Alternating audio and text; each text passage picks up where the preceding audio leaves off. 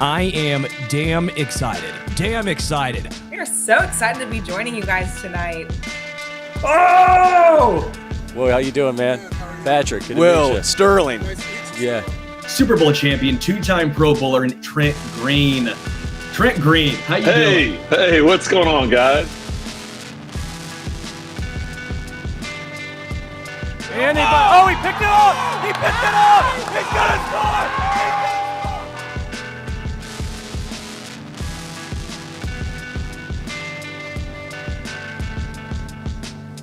And we'll see you next week. But until then, as always, go Chiefs.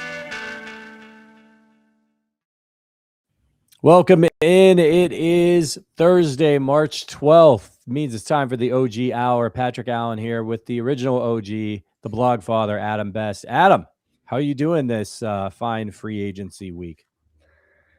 Yeah, I'm good. I mean, I am not really thrilled with the Ravens' behavior, but beyond that, it's been an interesting period. It's good to see the Bills, I think, make some, I don't want to say foolish decisions, but maybe some ill-advised decisions. They seem a little desperate up there in Buffalo. And really with the Ravens, they seem a little desperate too. It's really interesting to watch the Chiefs and Brett Veach continue to have discipline. You see all these other teams, all these other contenders kind of going all in. And even after a 6-11 season, the Chiefs are kind of like, stay the course. This is what we do. We don't make huge splurges, right? And we don't make huge trades. And we trade away players in huge trades. We don't make huge trades. So I think he continues to take the long view and the point of view that Patrick Mahomes has another 10 years of title contention ahead of them. And I know fans of other fan bases are, oh, the dynasty's over. Chris Jones and Travis Kelce are old, blah, blah, blah, blah, blah, blah, blah. But one thing I'd like to propose to them is go back and watch how teams played the Chiefs last year. Actually, go back and watch how teams play the Chiefs every year. Go back and watch the Tennessee Titans play the Chiefs last year. That was their Super Bowl. And I think when you think about what was happening to the Chiefs last year and the way other teams are playing them, there really isn't that big of a difference between the previous season and last season when you strip away the records. So I think Brett Veach is right to have the discipline he's had. I'm excited to talk about Kenneth Walker versus Breece Hall and how the running back decision shaked out, because actually I think maybe he was right. Maybe not. Yeah, it's look, I think, to your original point about the other teams sort of panicking. And apologies if I cough. I've been having a cold. Somebody asked in the chat, what are you eating, Patrick?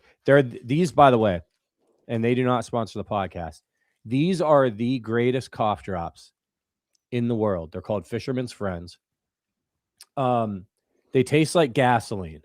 Like if you get the original, I mean, they are intense. Are these street legal? They are street legal. They've been around forever. They're from the UK. And I had a sore throat so bad a few years ago that I went to the drugstore and I could find no relief. And I was like, I want to find the gnarliest looking product. I want to find something that looks like my grandpa would have used back in the day. And when I saw this, I was like, that looks like that's for real. And they're great. They were the only thing that gave me any relief.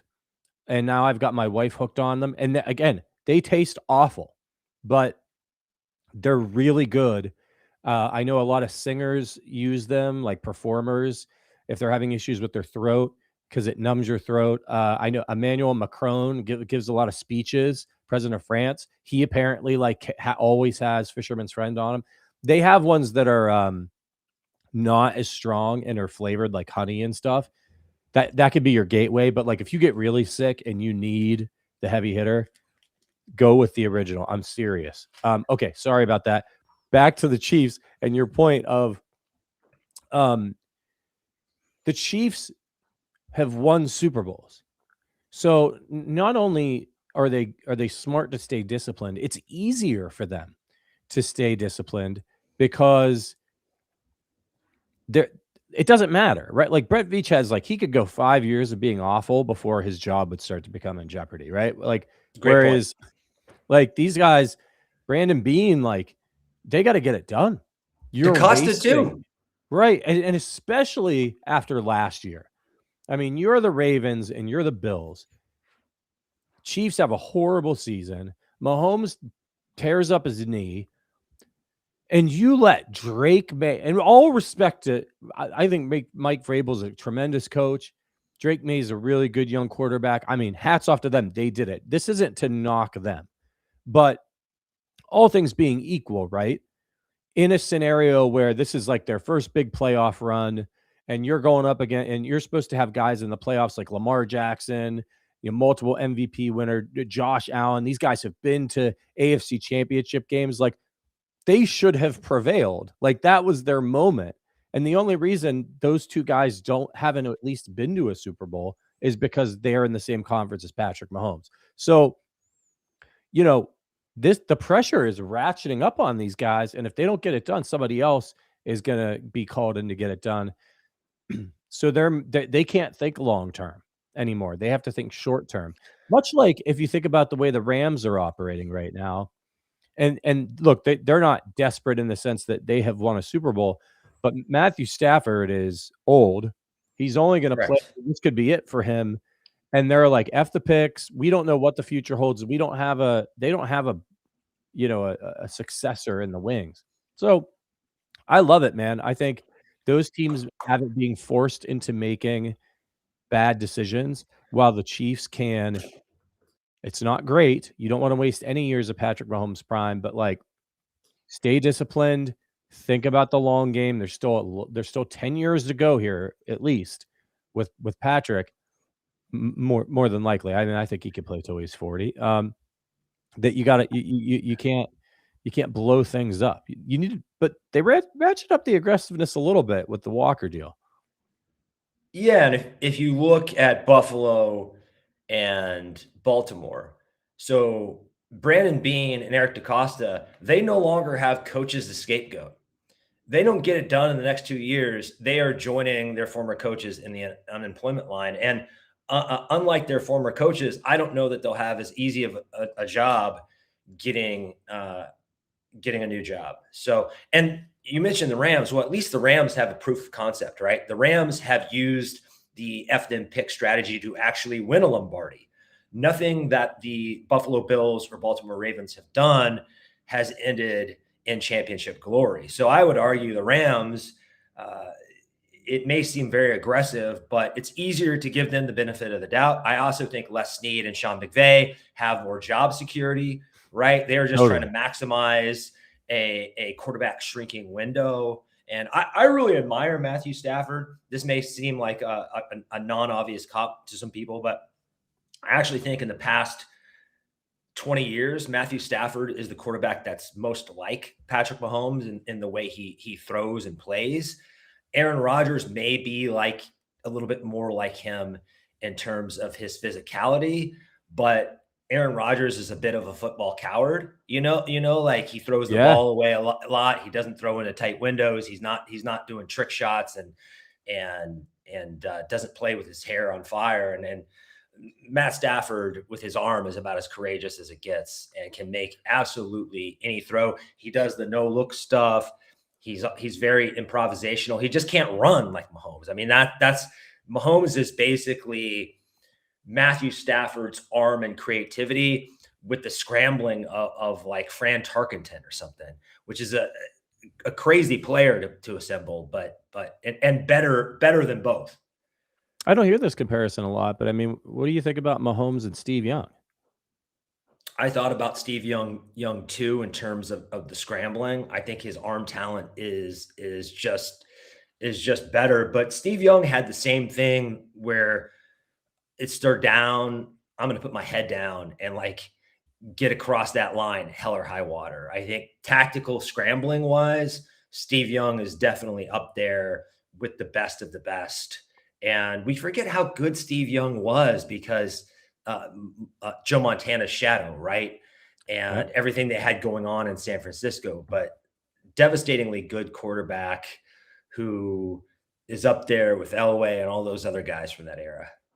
I don't have this on the outline, but I was thinking about this the other day by myself, and I was looking for an opportunity to bring it up on the podcast.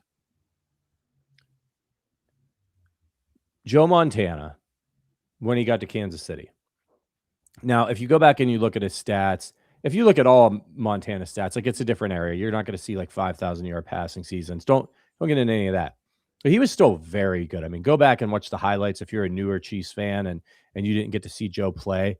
He was fantastic. His vision, the way that he could see the field and find open guys and then deliver a pinpoint pass was amazing. If that Joe Montana, not 49ers Joe Montana, but the 2 years he spent with the Chiefs, if he was in the NFL right now, where would you rank him in the quarterback rankings?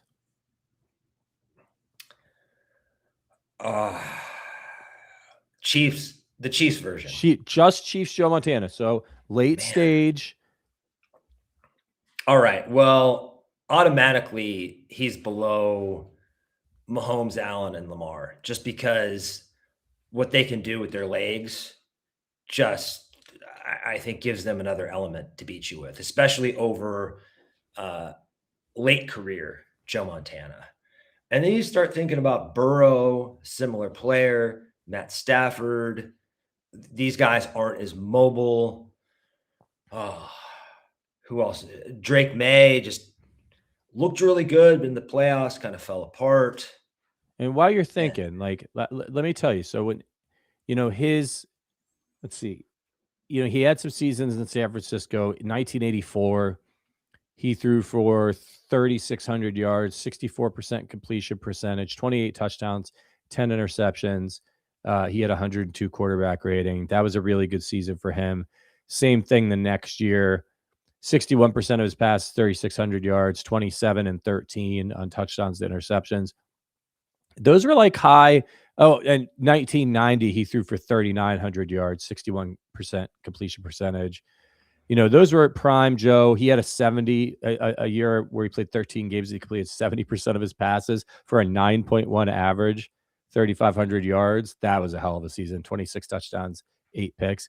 But in Kansas City, his 2 seasons were, now remember, he had injuries. So in 11 games, 60% completion percentage, 2,000 yards, 7.2 average, 13 touchdowns, 7 interceptions. And in that last year, 14 games, 3,200 yards, 6.7 average, 16 and 9. So it's not like he went off a cliff at the end of his career. He was still quite efficient.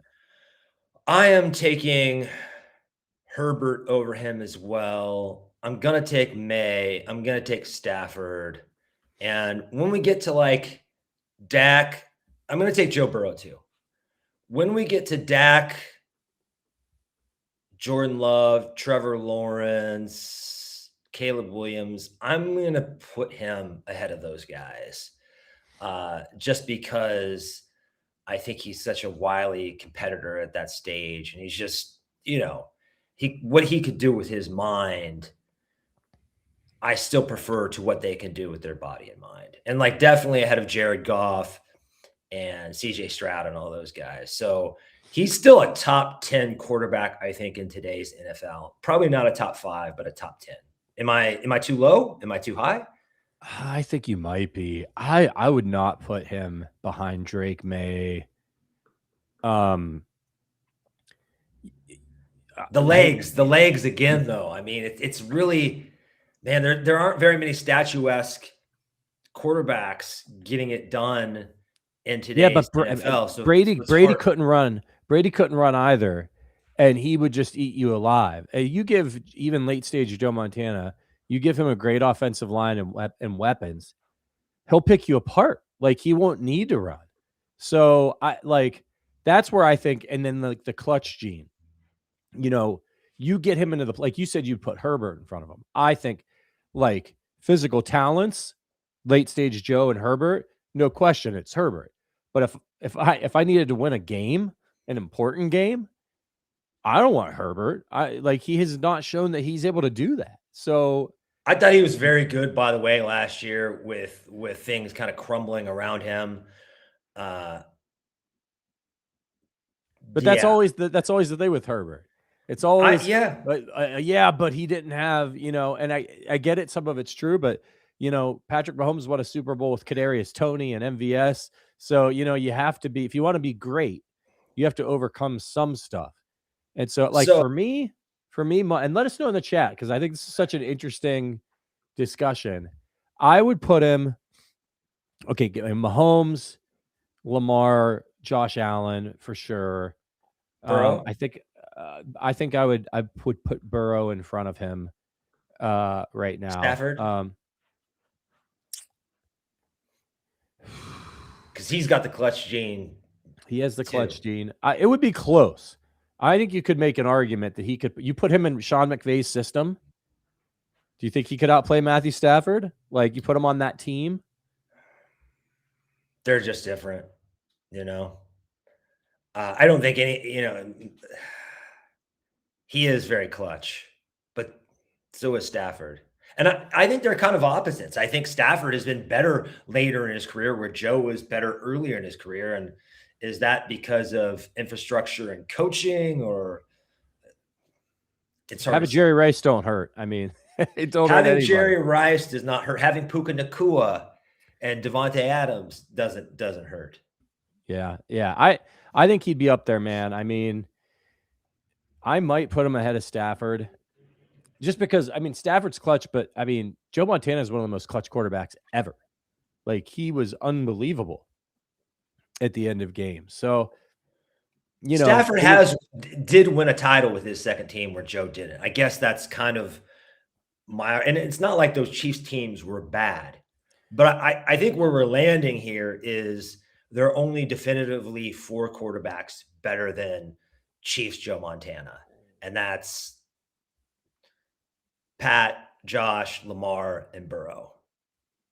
Yeah. And then, in that last game that he played against the Dolphins, they lost 27. He threw for 314 yards in that game. He was 26 of 37, 2 touchdowns and interception. I think he got hurt. And maybe I'm thinking about the game against the Bills the previous year. But I think you're thinking of the game against the Bills where Cornelius Bennett and all those guys just sandwiched him. Yeah, but he threw for 314 yards, and his leading receiver in that game, can you guess who it was?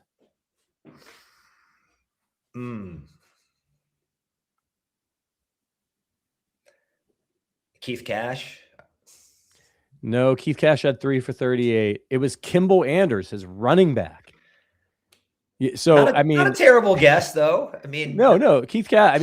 Look, this is my point about, if you put him on the Rams and the weapons that they have versus what Joe had with the Chiefs, he was throwing to Kimball Anders as running back, J.J. Burden, Marcus Allen also had 5 for 49 receiving, Keith Cash, Derek Walker, Lake Dawson, Willie Davis, and Greg Hill. Those are who caught passes in that game. They did not have he did not have Jerry Rice.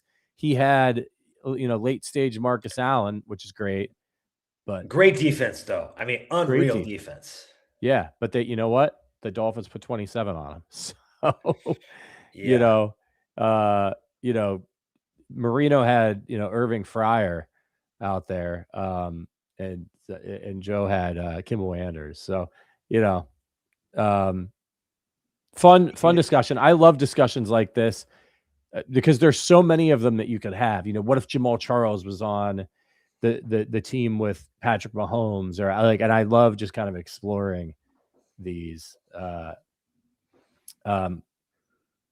Someone in the chat says I'd put Marino over Burrow any day of the week. They're both really talented, and they both haven't won anything. So, Well, and they both went to the Super Bowl very early in their career, and it looks like Joe's going to have a hard time getting back, just like Dan did. I think they're in the same class of quarterback, but man, Dan Marino, I actually think Dan Marino is a better quarterback than Elway. I know ring culture won't agree with that. But if you really dig in and look at the surrounding talent, look at the stats, and I don't know, I think there's an argument.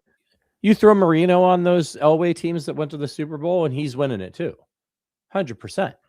Like Elway was cooked at that point. I mean, he was not the same guy. He was still good. Don't get me wrong, but he was cooked. Like he got on Terrell Davis's back and rode him to the ring. All right, let's get into what's actually happening in present day with the Kansas City Chiefs, and there's a lot. Obviously, we're going to talk Ken Walker. I want to run through the Arrowhead, and you should be at arrowheadaddict.com because we've got a great free agency tracker. If you're kind of trying to keep track of everything that happened. Some major departures. Charles Omenihu has signed with the Washington Commanders. Leo Chanel is gone, also with the Washington Commanders. Pop Isaiah Pacheco signed for like $1 million with the Lions to back up Jahmyr Gibbs. That tells you how much they were willing to invest in Pacheco coming off a bad season. Gardner Minshew's out. He signed with the Cardinals. Brian Cook is gone. He signed with the Bengals, which is just disgusting to even think about. Jalen Watson is gone. He signed with the Rams. And then a few minor departures as well. Derek Notty's with the Colts now. Malik Herring and the Titans. Joshua Williams left to go to the Titans as well. And some additions. So let's start with Kenneth Walker. Were you surprised by this one? Were you in the ETN camp, or you were a big Tyler Algier guy? I was, but I think I was on the Ken Walker bus before anybody, but that was when he was flying under the radar and the Seahawks didn't look like the prohibitive Super Bowl favorites, and Zach Charbonnet was getting steady burn, kind of suppressing Ken Walker's value. And I thought, because of some injuries, because him being in a timeshare, Ken Walker was going to be the best value out of Breece Hall, Travis Etienne, and Kenneth Walker. Because back then, 6 months ago, Chiefs fans weren't talking about Kenneth Walker. It was all Etienne and Breece Hall were the bigger names. But then Zach Charbonnet gets hurt. The Seahawks get on a legendary roll, and Kenneth Walker carries them to a Super Bowl along with that defense, and his price just skyrockets. And what we're not privy to as analysts who are outside the building, I don't know Kenneth Walker's medicals, but Rick Burkholder and the Chiefs do. And I have a lot of faith in that training staff and the Chiefs front office when it comes to, can we keep these guys healthy? Juju Smith-Schuster, Jerick McKinnon couldn't stay on the field in their previous stops. They helped carry the Chiefs to a championship. Trey Smith, basically 31 teams didn't want to touch him. The Chiefs felt good about him. They have that's no longer a problem. It's in the rear view. So if they feel comfortable in 10 minutes into free agency, throwing the bag at Kenneth Walker, that tells me a lot about what they think about his health and their ability to keep him on the field. And he is the perfect recipe if you can stomach the price tag, which is pretty hefty, because he's getting paid like a top 5 running back.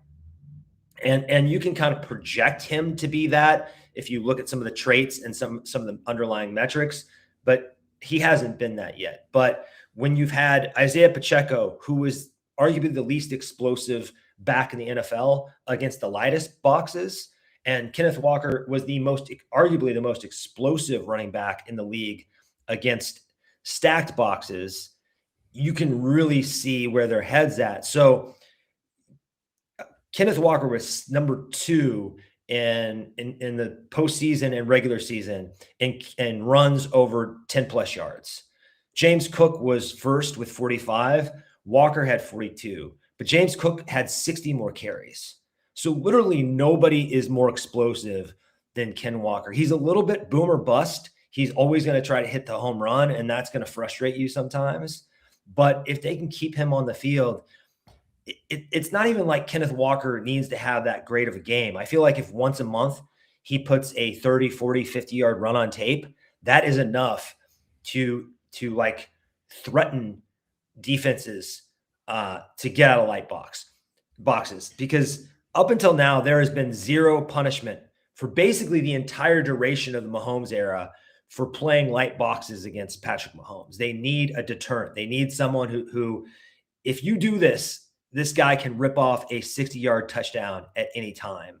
And I just think that's just going to cause them to start to stack the box a little bit. I think they'll always be a little reluctant against the Chiefs to truly stack the box, but there's going to be more give and take now. They're just not going to, what Vic Fangio did in the Super Bowl, where he said, I'm dropping 7, 8 guys every play. I have zero fear of Kareem Hunt and Isaiah Pacheco. Please, I dare you, I beg you to run those guys. Those days are thankfully over. Yeah, I'm with you, man. This is a situation of the Chiefs' own making. They had to spend a lot of money, and they had to go out and make this move because they failed to draft and develop their own running backs. And so, they tried with Pacheco, and it worked for a little bit. But when it was clear that they needed to make a move, and they needed to make a move, I'll never understand why they didn't draft a running back last year. There were so many really interesting options for them, but they didn't do it. And now they got to pay the piper. And so they're going to have to make some concessions elsewhere. And maybe if they draft, I don't know, Cam Scattaboo or somebody last year, then Trent McDuffie is still on this team because they're like, you know what, we can keep it. Like, who knows? But they didn't do it. And so they needed to go and get somebody. And I think that they thought Ken Walker was the best fit for them because they really want that explosion. And I know he doesn't play a lot on third downs, and I know he's not the best pass blocker, but they can figure that out. The thing about the Chiefs is that they don't need a bell cow because they're never going to be they're not going to come out and run the ball 25 times a game. That's not Andy Reid. They have Patrick Mahomes. Running the ball 25 times would be stupid. That would be coaching malpractice. You want that guy taking the ball into his hands as much as possible, but you need to be able to punish these defenses for trying to stop Patrick Mahomes. And Ken Walker is going to be able to do that. And you mentioned some of the stuff, the light boxes that he's going to see in Kansas City. That means that these 3-yard runs that we were getting from Kareem Hunt and Isaiah Pacheco, those are going to turn into 6-yard runs, 7-yard runs with a running back like Kenneth Walker. Not all of them, of course, but many of them. And that makes a huge difference to everything on the offense. When you're in 1st and 7 or 2nd and 7 versus 2nd and 3, you know what I mean? Like, it opens up so much more of the offense. Nobody was scared of this running game. Nobody was taking even a step forward. The Chiefs like to run a lot of RPOs. Patrick probably never wanted to hand the ball off because he's like, what's the point? Even if it looks like it's a good look, if I hand the ball off to Pacheco, he's just going to run into the back of Creed Humphrey and fall down. So this is going to be a great move for them as long as he can stay healthy, but they need to add more. In the draft, they need to add more because running backs get hurt all the time. And I know this isn't a super deep running back draft, but there are some guys who had good college careers and intriguing college careers. And we know that you can find good running backs in the draft, even when everybody discounts the position. You could pick up a good guy in the 4th, 5th round who could be really productive for you. And I think they may also return to the free agency market to pick out of the bargain bin. You know, there are some guys out there. Brian Robinson's still out there, I think. I don't think he's signed with anybody. Like, there are some interesting backs out there. Rodriguez, I think, from the he signed with the Jaguars. Yeah. Okay. Yesterday. Yeah. Oh, there are guys out there that they can add. They could even bring back Kareem Hunt if they don't bolster enough. I don't want them to. I want young guys with juice and upside.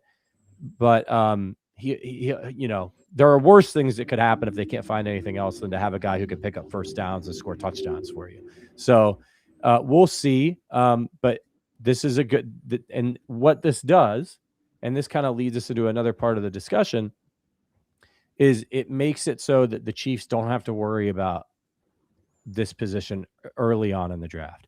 They don't need to be looking at running backs in round 1, round 2, round 3. I mean, if Jeremiah Love fell to them, they'd have an interesting predicament on their hands. I'd be trying to trade that pick if I could to a team that really needs somebody. But it's how does the addition of Ken Walker for you? And we'll hold on before we get to that. Let's talk about some of the other additions in free agency. Let me pull up my my little list here. So the Chiefs add Alohi Gilman, a safety from the Ravens, to kind of backfill the Brian Cook departure. They brought back Tyquan Thornton at the wide receiver position for two years, $14 million. That gives them some promising upside because he flashed at times last year. Was it 14 or was it 11? I've got 14 on Arrowhead Addict, unless we reported it wrong. But I'm seeing 2 for 14 on the website. Could have been a typo as well. Let me double check the actual article. Spotrac, I'm seeing worth up to 14. Name in the worth up to 14. Up so to it's 14. Yeah. So it's 5.5 AAV with incentives that could get him to 14. Yeah. So look, he flashed at times last year. He showed a connection with Mahomes. He showed the ability not only to stretch the field for the Chiefs, but to actually catch the ball and track it, which is something that, guys like MVS weren't able to do. And so he's a nice guy to have sitting back there. And maybe they play him a little bit more. I don't know why they just abandoned him last year, but they did. They bring back a fellow by the name of Travis Kelce. He's a tight end on a 1-year deal worth $12 million. Could be worth up to $15 million. And then Khyiris Tonga, a nose tackle, comes in as well from the New England Patriots. A lot of people, 2 of the signings that people really loved were the Tonga signing and the Gilman signing. Both are kind of viewed by smart people in the league as very underrated players, not necessarily superstars, but potentially ascending players as well, that are like lunch pail guys. They're going to come in, they do some things really well, and they're stabilizing. What's your take on the Chiefs' approach to free agency so far? Well, I think that they want to pave the way for them to be able to focus on premium positions in round 1 and 2 of the draft. Those 3 top 40 picks, they don't want to get a nose tackle there. They don't want to get a running back. Also, they don't think Jeremiah Love's going to make it to them. They don't want to get a safety, even though it's a deep safety class. And I think they could get a safety at 74 or in day 3, right? They want to be able to pick premium positions in the draft: edge, wide receiver, maybe tackle, hopefully not tackle until at least 40, but maybe. Same with corner. I hope they don't pick a corner until pick 40. They're too good at developing these guys to burn. I don't think they need another McDuffie unless somebody falls in their lap like McDuffie did. So I like the strategy. I'm glad Travis Kelce is back. Someone has to pay for Donna's renovation, right? And Alohi Gilman is really interesting because it gives us a litmus test for how good the Chiefs coaching is, because we're going to see if Alohi Gilman, who's $15 million cheaper than Brian Cook, is better with Dave Merritt and Steve Spagnuolo than Brian Cook is without them. Because the market perceived Brian Cook as the better player. And he probably is, but I don't think that gap is $16 million. Khyiris Tonga is a really interesting player because he's 29, but he's been a part-time player for most of his career. And he did 2 years of missionary work before going to BYU in Wichita, Kansas, funny enough. But he's been behind Milton Williams and Christian Barmore and like a really stout defensive line there in New England. So there's a lot of tread on those tires. I don't think that's a typical 29-year-old nose tackle. He's not Derek Nottie where he's chewed up bubble gum. Derek Nottie was absolutely toast And I think this guy still has juice. It's interesting because I think he might be a better version of what they tried to do with Colin Saunders and the fullback thing, where they bring him in on goal line packages. I think he's a little bit more accustomed to doing that a little bit better as a fullback. We're going to go back to hearkening back to the Don Terry Poe days. So I just really like what they're doing with the secondary. I know a lot of people are panicked, but we know now that it doesn't matter who you are. Brett Veach is not going to hand you a second contract if you are a defensive back. It does not matter who you are. So this is also why I do not want the Chiefs to pick a defensive back in the top 40. I don't want them to pick Caleb Downs. They're not going to want to bring Caleb Downs back. They're going to trade him in year 5. You know what I mean? They're not going to keep a guy around like that. That's just not.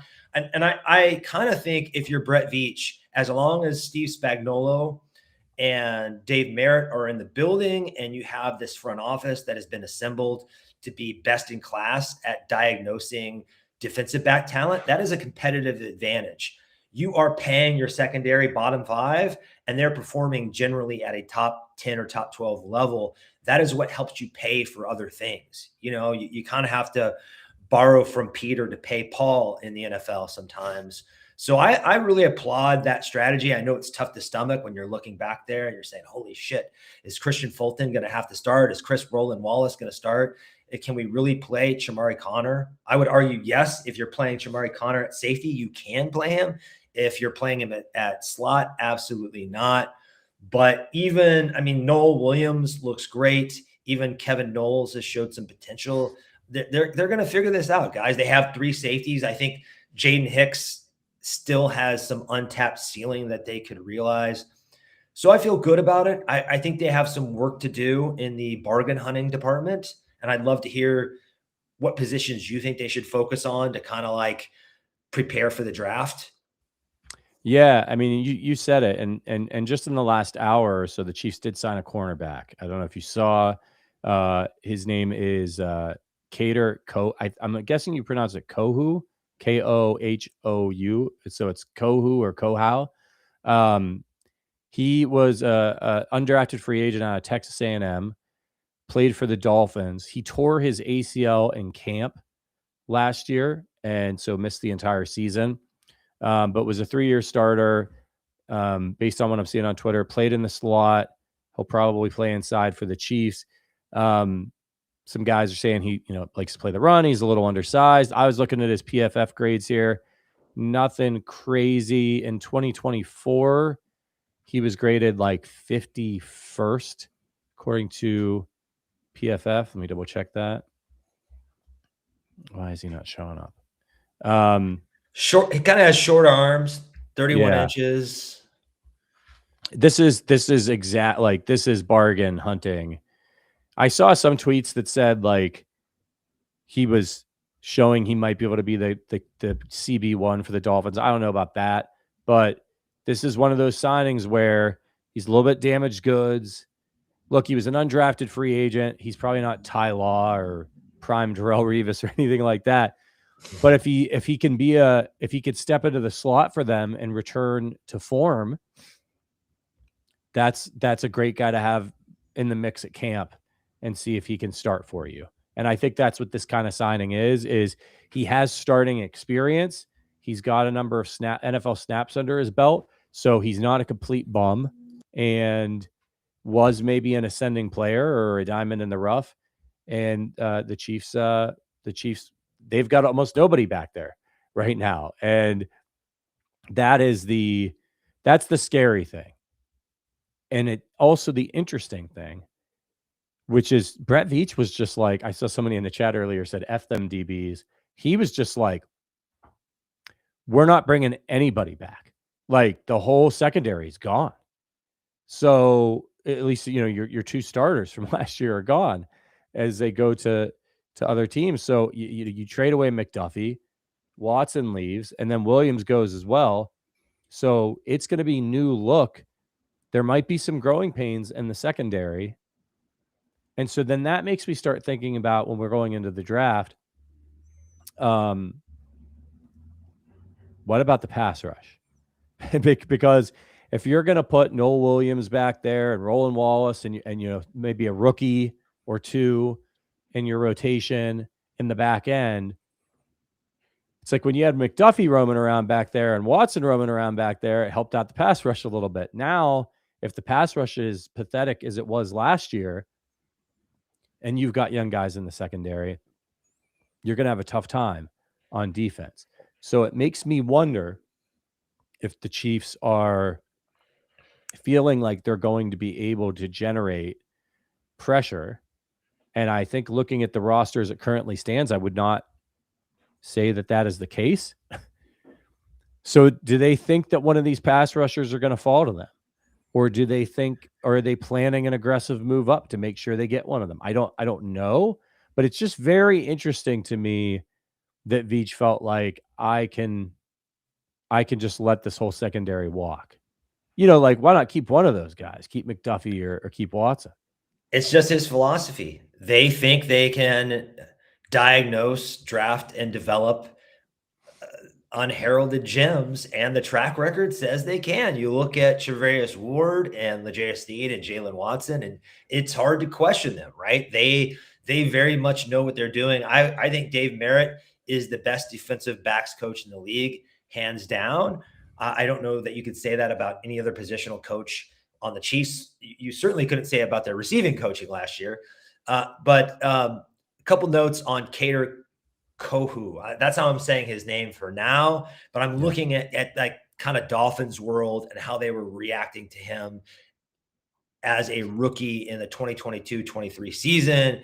He made the all rookie team. He was kind of a surprise. If you look at the like reception over expected and the target EPA and all the nerd shit, he was a really good player. And I think he's been kind of a pleasant surprise. And we should have known that the Chiefs, I had Roger McCreary on my list, who's a little bit more well-known guy that could play in the slot for them, play in the nickel, but we should have known that they are going to do, this is not bargain bin. This is dumpster diving. That's the way the Chiefs approach the cornerback position. And I think Noel Williams is going to be a star. I don't think he's as good of an all-around player as Trent McDuffie. I don't think he'll ever be. But I think as a boundary corner, he has the physical traits to be better than Trent McDuffie. I think he has the traits to be better than Jalen Watson. I think he is going to be the next star corner in 3 years from now. We're going to be talking about some team signing Noel Williams to a big contract. I very much expect that with the Chiefs track record. But yeah, the only thing they've done in the pass rush is they've added Tonga. And I think he does two things. His pass rush win rate is not bad. He can get, he doesn't get a lot of sacks or anything, but he's a nose tackle. So he can get after a little bit. And he's going to occupy some double teams. He's going to help free up Chris Jones, help Chris Jones not get so beat up. He's going to eat some snaps for Chris Jones. So that's going to help keep Chris Jones fresh and seeing more single teams. But they've got a lot of work to do, because right now the most generous estimation would give them a rotation of 5 guys, right? Gelati, Norman Lott, Karlaftis Jones, Tonga. I don't know who else you can really consider as an actual contributor on that defensive line. They need 8. I think they need 8. Yeah. So I think they need 3 more guys, which means they need to get an edge in free agency, and they need to draft at least 2 defensive linemen, probably 3 defensive linemen in the draft.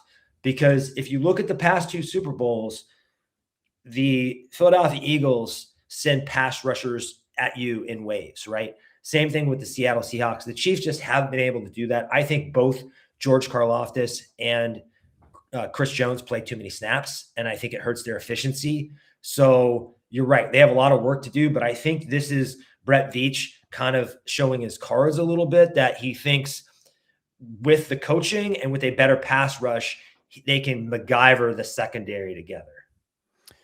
Yeah, over at the Finsider, the SB Nation Dolphins site, they've got a write-up. In 2023, he started 16 of 17 games on the schedule, recording 63 tackles, 1 sack, 1 fumble recovery, 10 passes defended. He was expected to lead their cornerback group at 2025, but sustained the ACL tear. and he was fully, he was cleared to return to football in March. So, look, this is a guy that he still has a lot to prove. He's getting a second contract, undrafted free agent. Fantastic.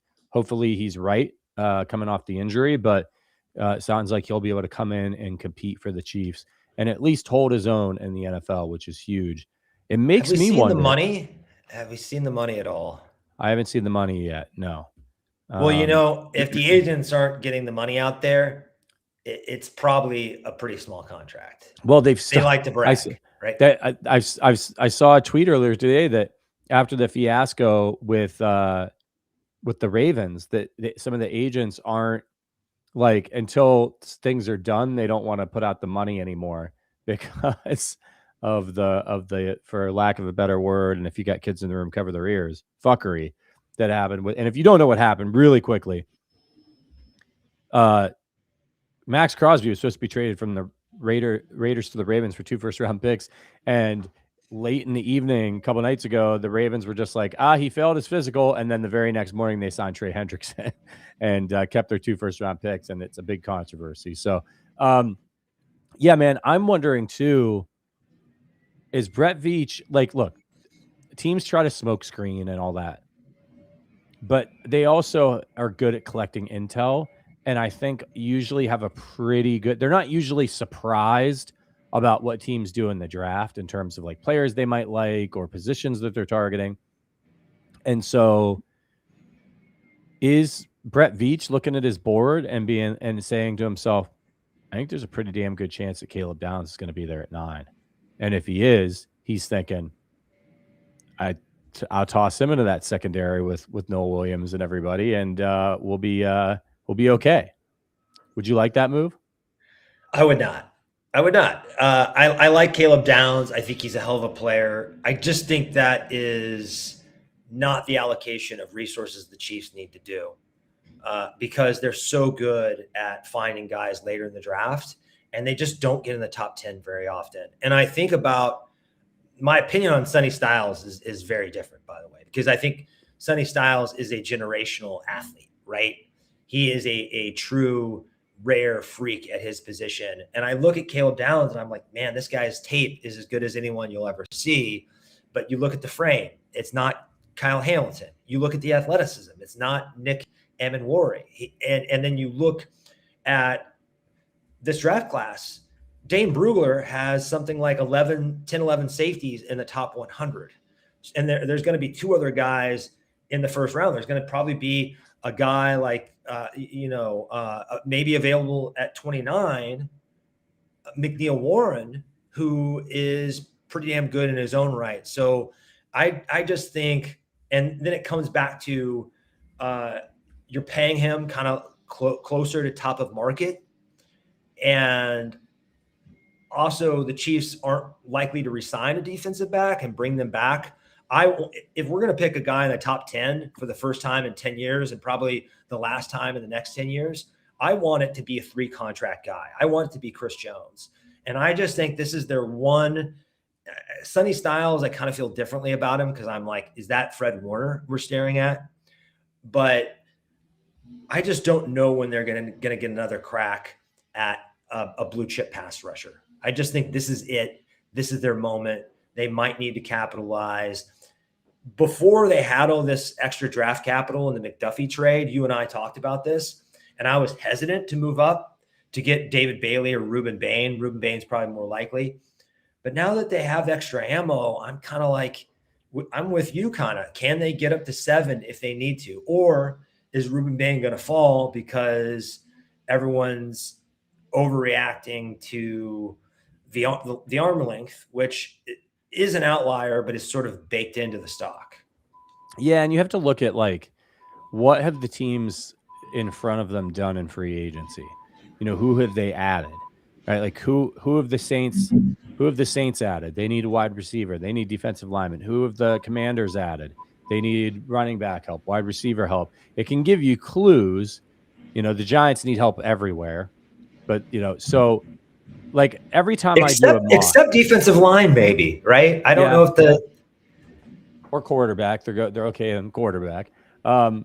But so whenever I do a PFF mock, I usually end up with something like this: Mendoza, Love, Bailey, Reese, Downs, Styles, Ruben Bain, Francis Mayoga. They're gone. And the Chiefs are sitting on the clock, and it's usually some combination at the top of the PFF board. Cornerback out of LSU, Mansour Delane, whom everybody seems to agree is the best corner in the draft. When I mocked him to the Chiefs at that position, people flipped out on Twitter, and they were like, can't take a cornerback that high. You can't take him that high. Carnell Tate, when I've taken him in my mocks and put that on Twitter, people are like, he's not that good. There's better receivers at the end of the first round. Take Boston, take Concepcion, right? Then you got Dylan Thieneman, the safety out of Oregon, Spencer Fano, the tackle out of Utah. People flip the hell out if you mention taking a tackle at all at the top of the draft for the Chiefs. And then you're into Kenyon Sadiq, Mekhi Lemon territory. Not really any edge rushers ranked very highly there. Caleb Banks, defensive interior. Where do you go? That's who's on my board. I got Delane, I got Tate, Fano, Sadiq, Lemon. Who are you taking at 9 if that's how the board falls? You got Bailey. I'm not taking Tate or Lemon because the way I rank my receiver rankings are Tyson as my number 1, Tate, Omar Cooper Jr., and then Mekhi Lemon. The red flags with Mekhi Lemon and his behind closed doors interview. No more red flag receivers for the Chiefs. I'm out. I'm out. Khyiris, Toney, Tyreek Hill, Rashee Rice is enough for 2 lifetimes. Like no more, please. I'm on my knees begging. Do not bring any more knuckleheads into that group, right? So it's tough because I would probably say my preference would be trade down and try to get Sadiq or Caleb Banks or Jordan Tyson. You know, the guys that are going to be hanging around longer than I think they probably should, but they have to find a taker to trade down. Now, hopefully what happens, and I don't know if this is going to happen, but it seems to be happening every year. Hopefully Ty Simpson has a Michael Penix or Bo Nix like stock surge, and some team desperate to get a quarterback is like, you know what? What's the difference between 10 and 30? We're trying to save our jobs. This is the most important position. Let's just go get him. Right? My hope is that happens, and that will either someone jumps the Chiefs, and I suppose there could be exuberance for Jeremiah Love from a contender. So I really don't like when the board falls like this. I would prefer to have Styles, Bailey, or Bain there. That would be my preference. Yeah. So a lot of times I'm seeing that simulator and I'm saying, shit, I don't like the board. I don't like it. I wish we were picking at 7 or 6, or I don't wish we were picking, but it would almost be easier to pick at 15. Yeah, and that's the thing. I think can you pick up an extra second or third or something if somebody's willing to trade? A lot of people are saying that where the Chiefs could have a lot of interested suitors here is if the top tackles are all on the board when they get to 9, and somebody who really wants one of these tackles wants to move up to Kansas City's spot to get them, assuming the Chiefs aren't interested in a tackle. That's a whole other discussion. I want them to take the best player they could possibly get. And for me, it comes down to their board, not really my opinion, because I don't know what I'm talking about. But like, you know, if on their board they have Caleb Downs as a potential perennial All-Pro, I want them to take him, right? Because if they move back, they may not be getting that kind of player. If they don't, if he's there and they're like, this guy, you know, same thing. I mean, this goes for anybody, right? Same thing with Carnell Tate. If they think Carnell Tate is going to be Terry McLaurin, there might be 3 Terry McLaurins in this class. You know, Terry McLaurin's a very good receiver, but he's not Jamar Chase, right? So, God, I would love to have a soldier and a player of Terry McLaurin in our wide receiver room. He's pretty good, man. I know what I know what you're saying. He's not Yeah. he's not like peak AJ Green or something like that. Like would he Julio go? Jones. Would he go 9 overall in most drafts? Right? If they redrafted, he certainly wouldn't have gone in the third round. He would have gone in the first round if they redrafted. But I think you're right. He's a guy that probably should have gone in the 20s and not like. But for all these receivers, and even though I love Jordan Tyson because of the injuries, I think teams are going to be skeptical of picking him that high. I just don't think there is a true top 10 wide receiver in this draft. There's no Malik Neighbors in this draft. There's no Jamar Chase in this draft. And maybe I end up being wrong and everyone ends up being wrong because they certainly were wrong about Justin Jefferson. Right. And you can always have a Puka Nacua come out of the woodwork that we aren't expecting. But that's the other argument to not pick a wide receiver is I think the odds now, I want to make sure I'm not talking out of both sides of my mouth, but generally the odds of finding a wide receiver outside the top 10, an all-pro, much better than finding an all-pro pass rusher, especially edge outside the top 10. But the difference this year is this is a stacked edge class. And people like Daniel Jeremiah have said, you're going to find good edges all the way up to 75.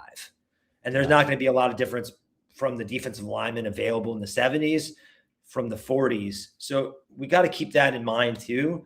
But if the Chiefs spent 3 of their top 4 picks on defensive linemen, I don't think I'd be mad.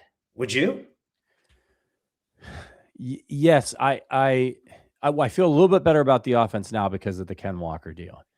But I'm just thinking about Patrick Mahomes in this receiving room, and I do not like it. I just don't like it.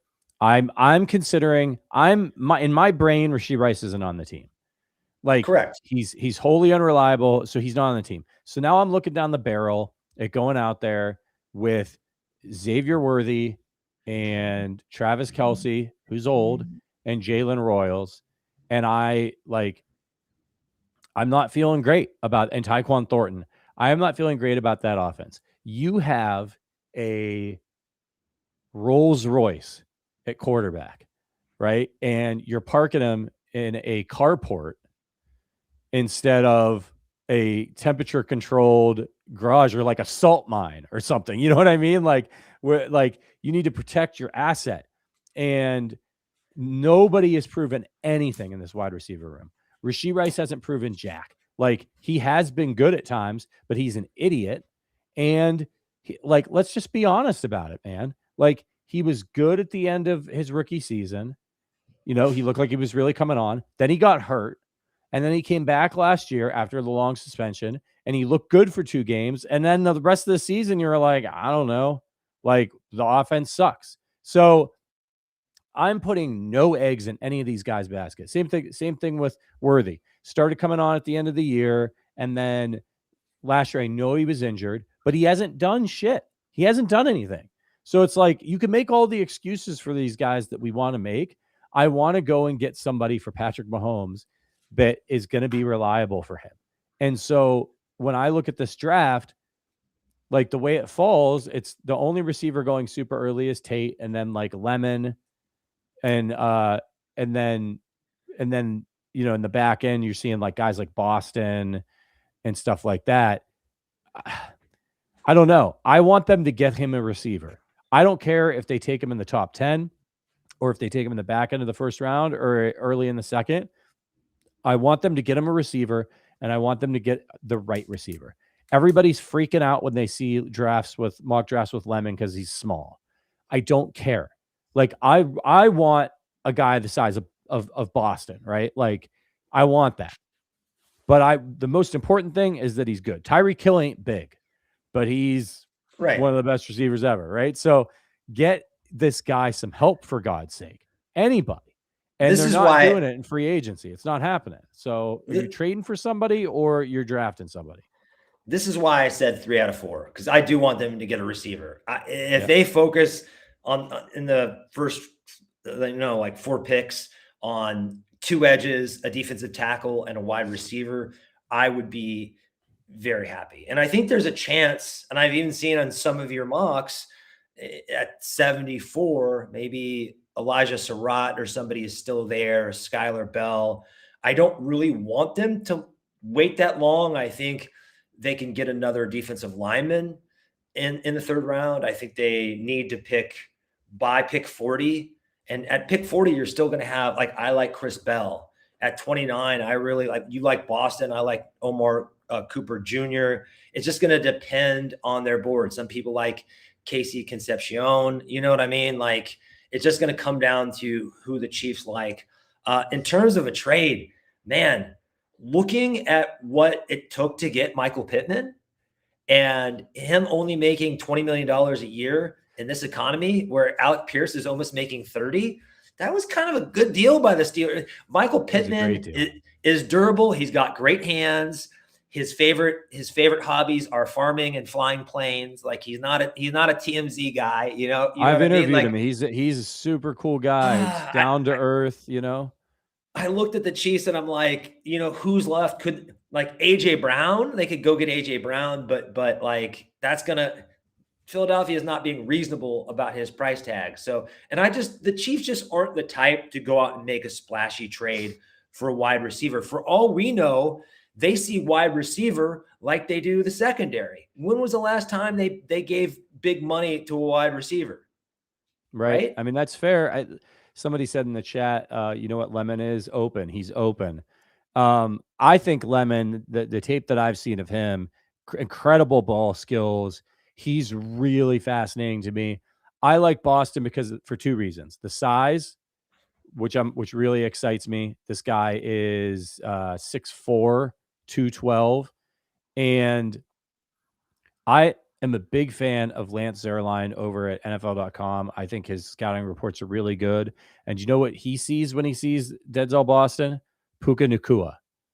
And this is what he says about him. 2-year starter with elite ball skills that should supersede athletic/speed limitations. A Puka Nacua comparison might feel strong, but like Nacua, Boston enters the draft with speed/separation concerns and outstanding competitive toughness.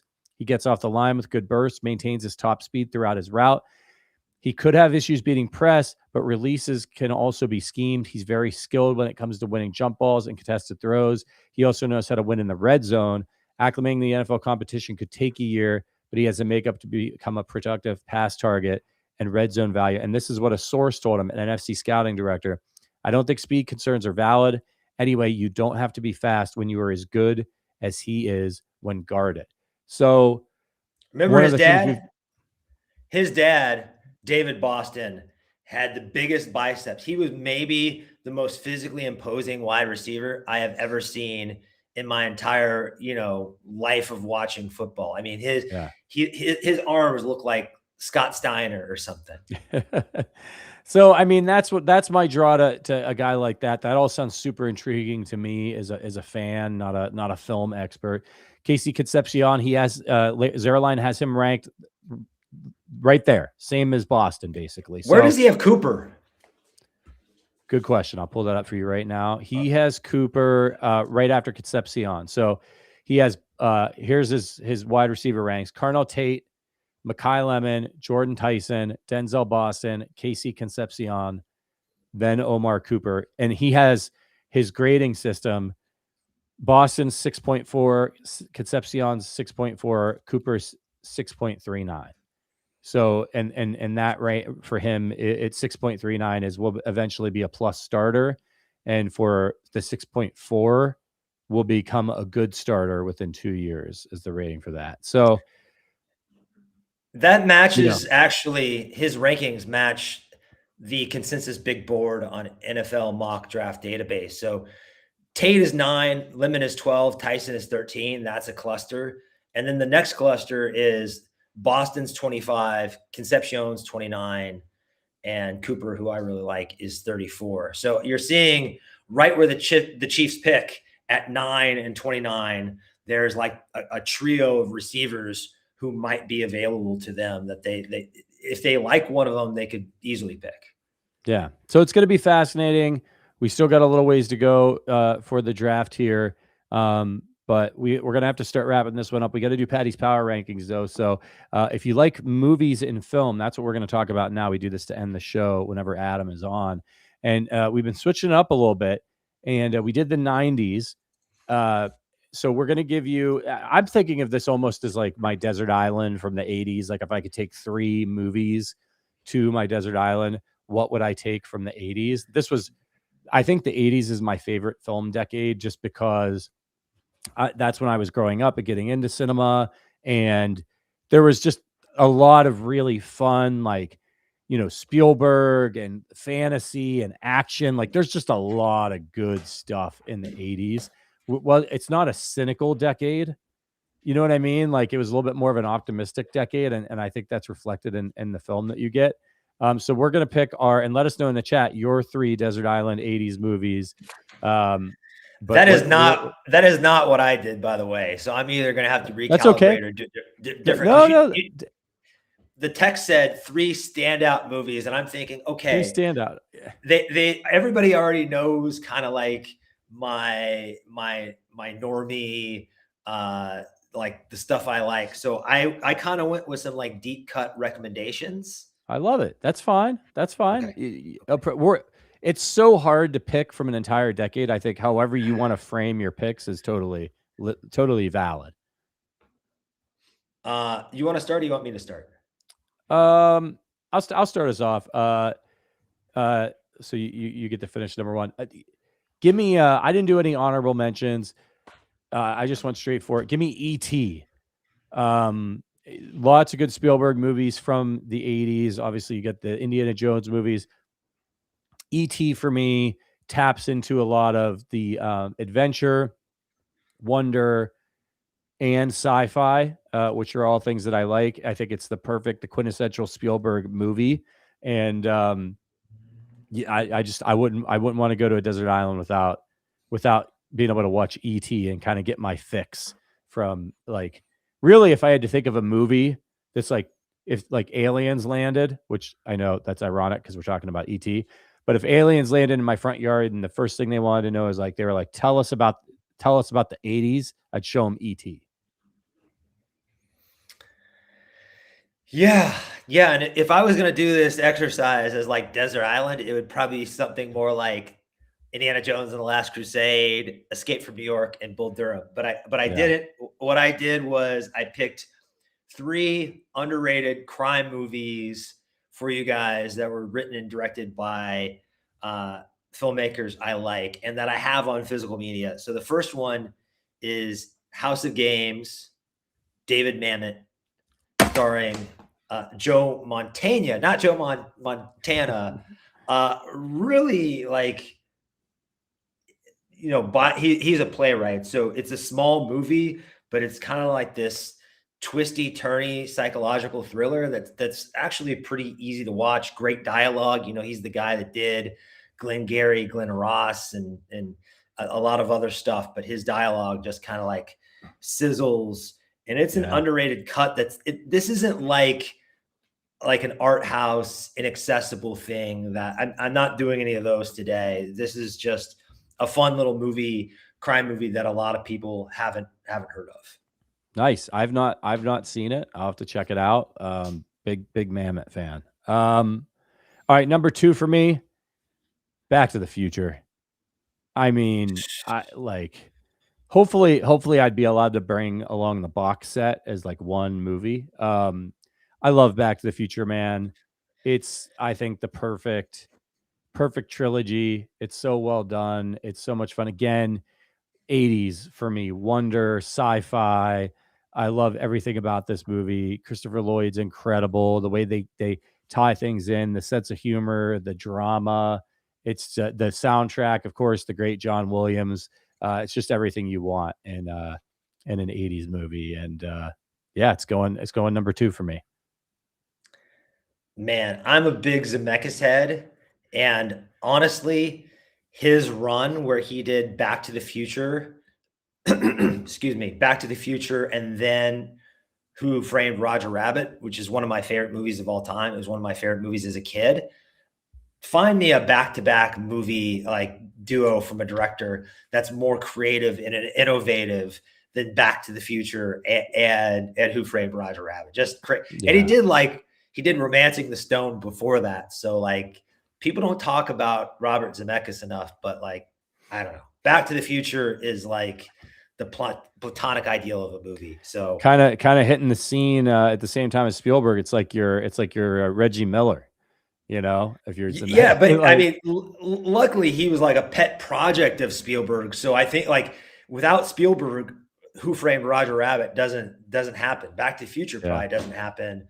And but yeah, he really was Clyde Drexler during or in modern parlance, Josh Allen, right? So yeah, Josh Allen, Barkley.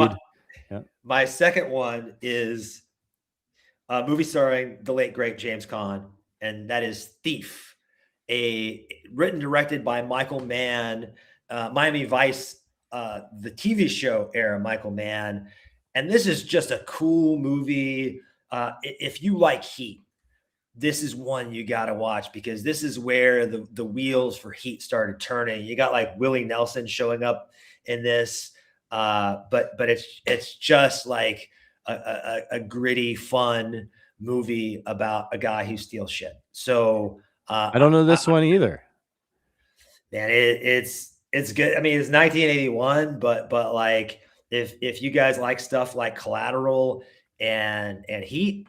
And this is kind of where that style all started was with Thief. It's great, man. I love these recs. And we're getting some great things in the chat too. Joshua Clayton says Cocoon. Kyle says The Fly.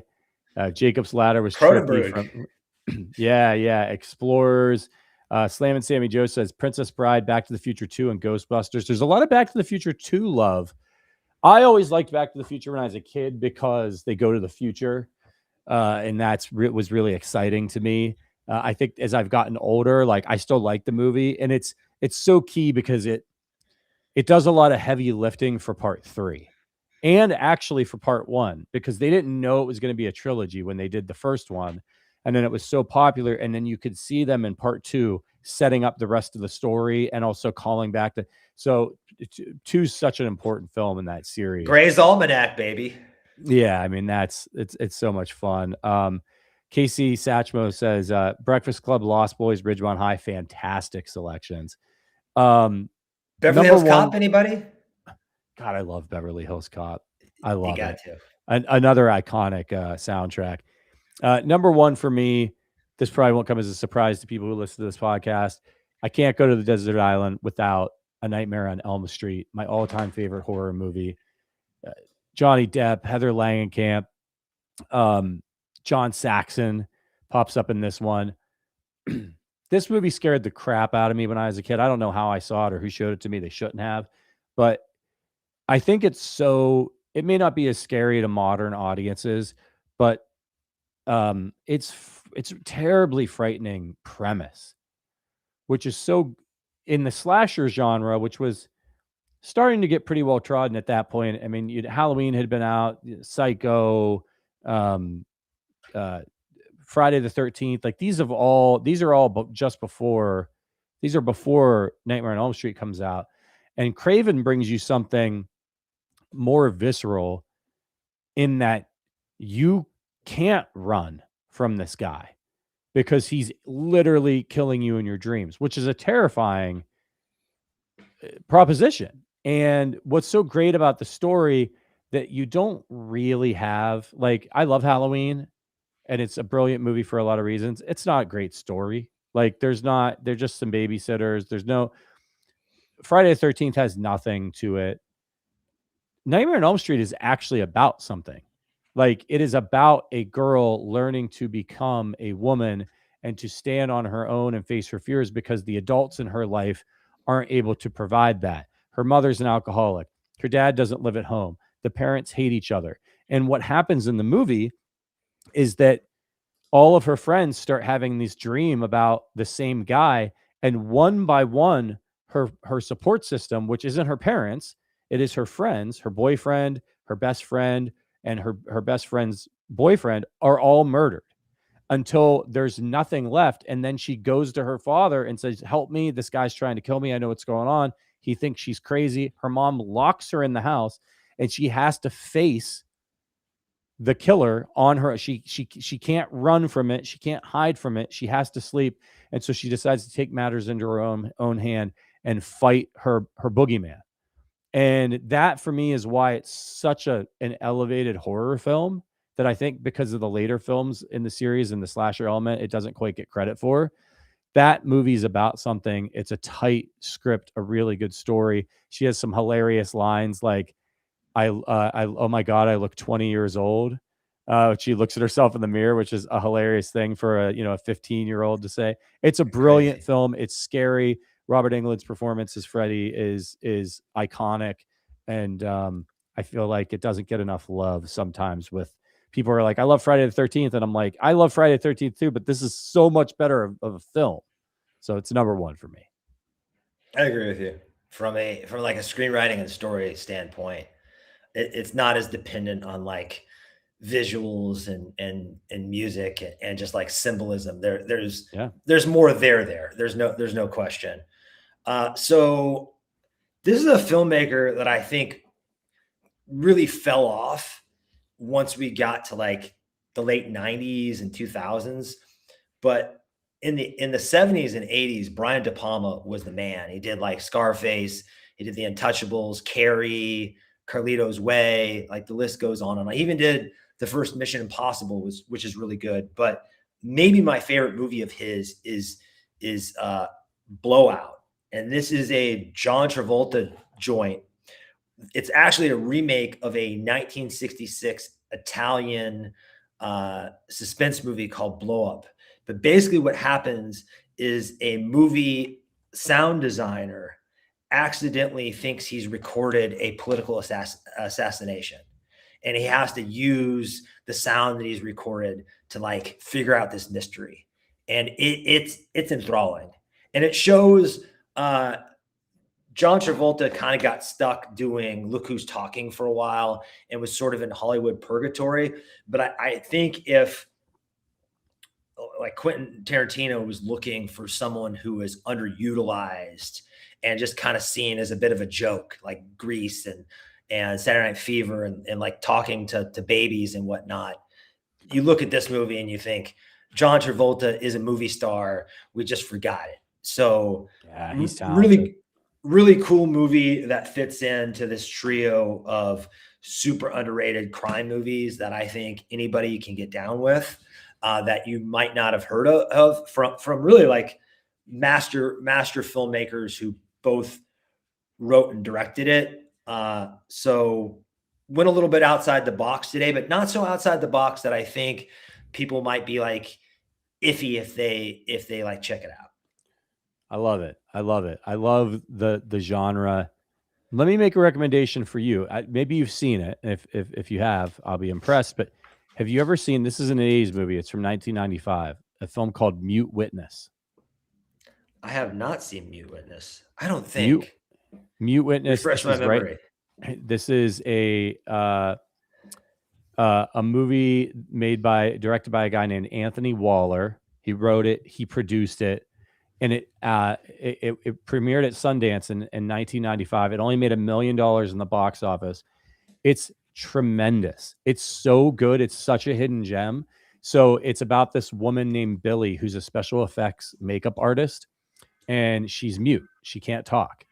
And she has to go back to the set that they're working on, and she witnesses a murder where these guys are making a snuff film, which if you don't know what that is, they're rumored to be real. We don't know. It might be an urban legend, but like they're like underground films where people get murdered for real on film.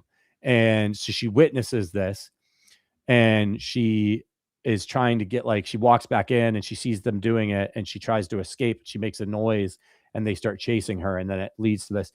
This movie is notable for a number of reasons. One, it's just really good. Her performance is terrific. There's a chase scene right at the beginning there that is like so tense. Like I thought the filmmaking is so good.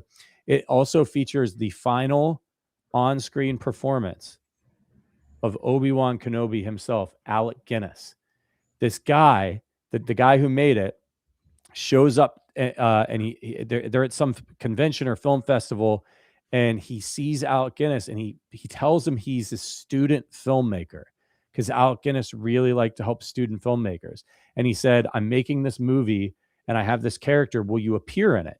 And Alec Guinness says, well, I'm flying. And he said, can you come tomorrow?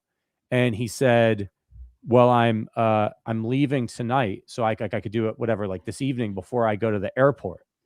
And so he runs back to his hotel. He does not have a character. He's like guerrilla filmmaking this thing. He makes it all up. And then Alec Guinness like pulls up and they shoot it like one time. And like the 2 scenes that Alec Guinness is in. And then Alec Guinness goes to the airport. Like Alec Guinness literally pulls up his scenes. He's in a car.